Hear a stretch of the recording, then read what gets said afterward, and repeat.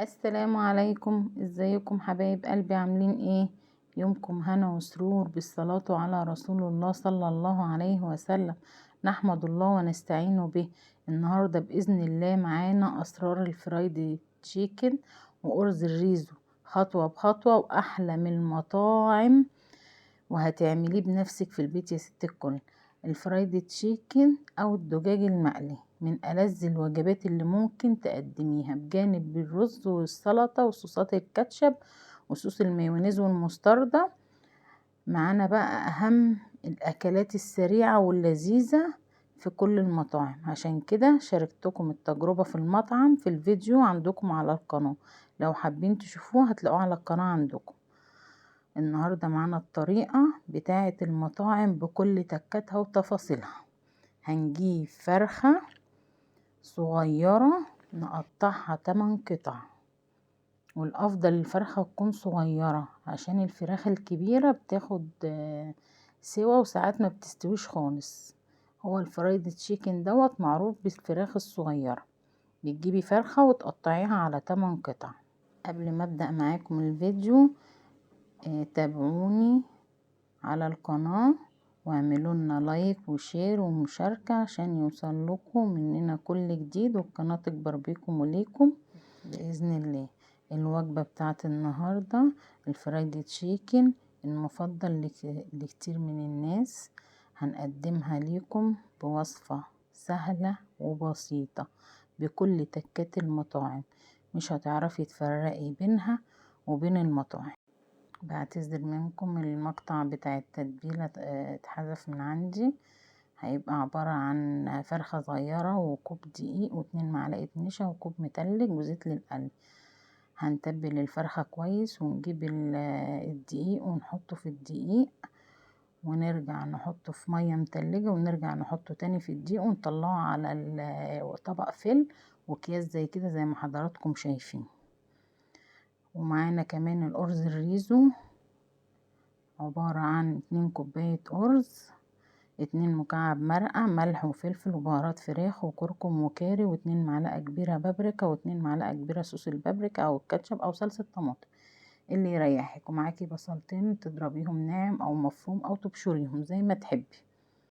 أهم حاجة في الموضوع إن الفراخ تتحط على الكيس زي ما حضراتكم شايفين كده، وتتحط في الفريزر لمدة يوم كامل. يعني لو هتعمليها النهاردة لو هتعمليها بكرة تكوني جايبة النهاردة طلباتها ومتبلاها وحطها في الفريزر، وتاني يوم تقليها وتظبطيها، لان هي اكبر عامل في السوى ليها ان هي تكون متلجة، لان بيساعد السوى 100% ان هي تكون متلجة. غير كده هتلاقيها من جوه نية ومش هتعجبك. اهم حاجة زي ما حضرتك شايفة كده على الطبق وفي الفريزر وتحطيها، وتاني يوم تقلي وتعملي براحتك. دي بقى المقادير بتاعت الرز الريزو عظمة. انتي هتاكلي رز عظمة. جربيه معايا وقوليلي رأيك في التعليقات ايه. هنجيب مع بعض حلة ونحط فيها زيت، حبة زيت كويسين كده، زيت نضيف، وننزل عليه بالبصلة زي ما انت شايفة كده.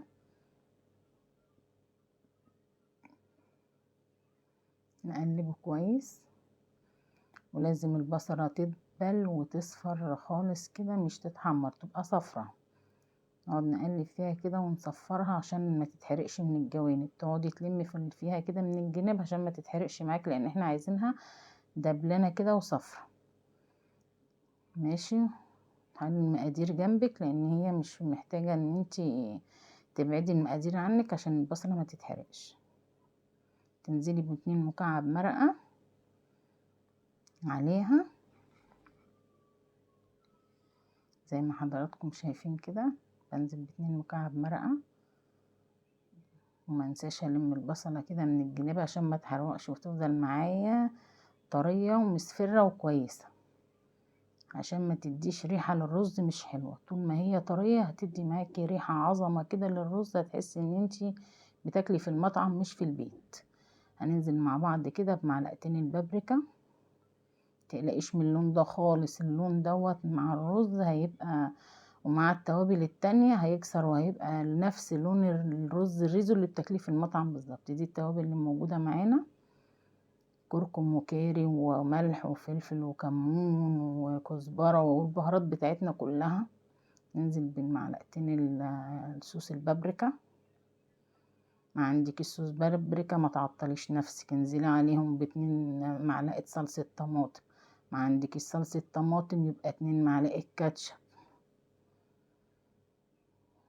ننزل عليهم كده بحبة مية كده يطروا البصلة ويدبلوها عشان ما تبقاش باينة قوي في الرز. حابة تبشريها عشان ما تبانش خالص بتبشريها. تنزلي بمية مغلية من الكتل.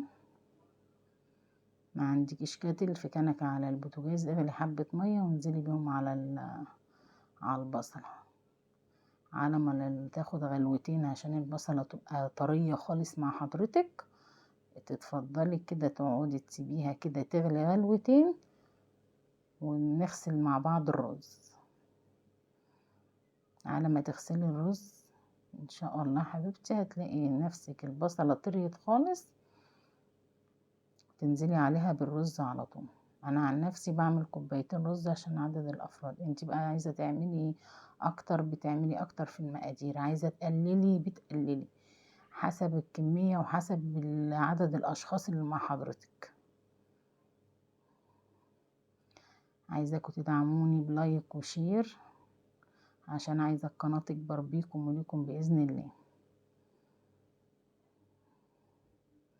ده اكل المطعم اللي انا روحته، انا عرفت كل تكاته وتفاصيله وجبتها لكم علشان خاطر تعملوها في البيت. ما تروحوش في اي حتة ولا تغرمي نفسك. انتي معاكي يا ستي كل الاكل كله بتاع المطعم تقدري تعمليه في البيت.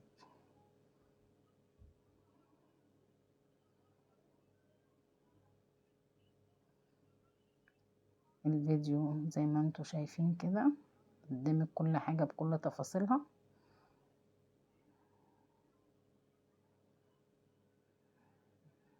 تنزلي بالكمية اللي انتي تحبيها. عايزة تزودي في المقادير زودي، عايزة تقللي قللي على راحتك. نسيبه يغلي غلوتين وبعدين نوطي عليه. لو الرز بياخد سوا زودي شوية مية، لو الرز بتاعك تمام يبقى المية كده تمام. وطينا على الرز. نيجي بقى للفراخ.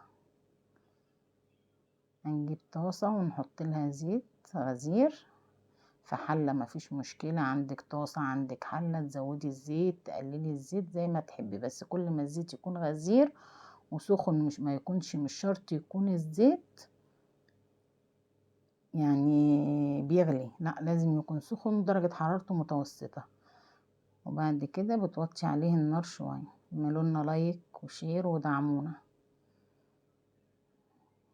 زي ما انت شايفة كده حطينا الفراخ اهي، بتوطي عليها النار عشان تستوي من جوه ومن بره وتبقى مقرمشة معاكي من بره وطرية وجوسي من جوه. انا حبيت اعمل لكم كل حاجة بتكتها وتفاصيلها زي ما وعدتكم ان انا اعمل لكم اكل المطاعم. انا بوفي بوعدي وبعمل لكم اكل المطاعم في البيت عشان ما تروحيش في اي حتة يا ست الكل، وهتعمليه بأقل تكلفة خالص مش زي ما بتاكلي بره. بنفضل نقلب فيها كده زي ما حضراتكم شايفين، وبنجيب طبق ونحط عليه طبق سلك كده ونطلع عليه الفراخ عشان الفراخ تبقى مقرمشة من بره وجوسي وطرية من جوه. ده سر من اسرار المطاعم ان هما ما بيحطوش الفراخ مباشرة على مناديل او على ورق او على اي حاجة، بيحطوها على السلك كده بتفضل مقرمشة فترة طويلة، وبيقدمها لك برضو سخنة وجميلة. تقدري برضو على ما تحطي كمان مرة تقدري برضو هتفضل معاكي سخنة ومقرمشة وجميلة. والزيت بتاعها زي ما انت شايفة معلقتين النشا اللي اتحطوا مع الدقيق بيخلوا الزيت بيرجع للونه وطبيعته الاولانية زي ما هو.